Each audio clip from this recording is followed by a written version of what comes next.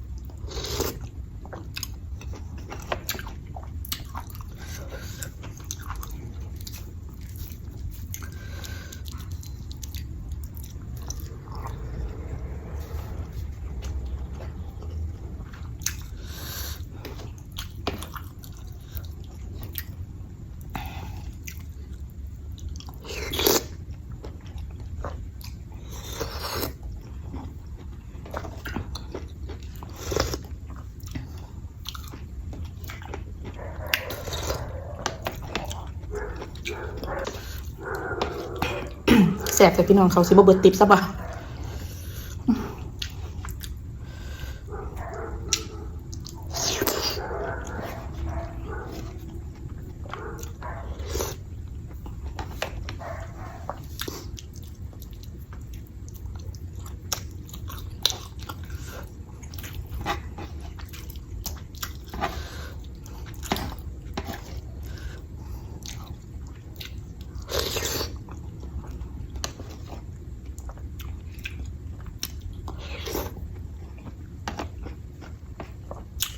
อืม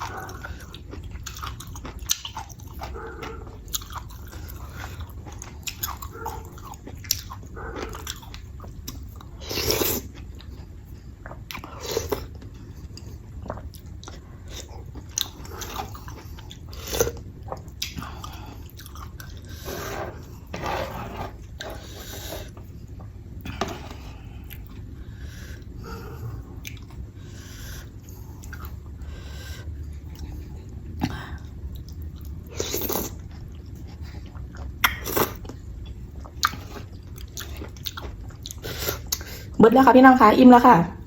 ฝากกดไลค์กดแชร์กดติดตามเพื่อเป็นกำลังใจให้สาวก้อยอีสานหลงทินในเด้อค่ะสำหรับคลิปนี้ลาไปแล้วค่ะสวัสดีค่ะ